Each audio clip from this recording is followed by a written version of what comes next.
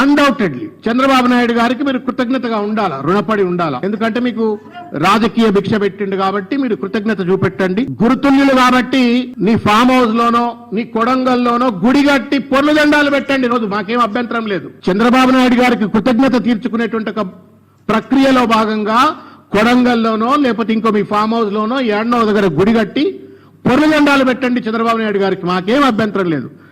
కానీ తెలంగాణ ప్రజలకు చెందాల్సినటువంటి ఒక గోదావరి కృష్ణా జలాలను గురుదక్షిణ కింద చంద్రబాబు నాయుడు గారికి కట్టబెడతా అంటే మాత్రం రేవంత్ రెడ్డి గారికి కర్రు గాల్చి వాత పెడతాం. దీంట్లో ఏ రకమైనటువంటి ఒక భేషజం ఉండవలసిన అవసరం లేదు.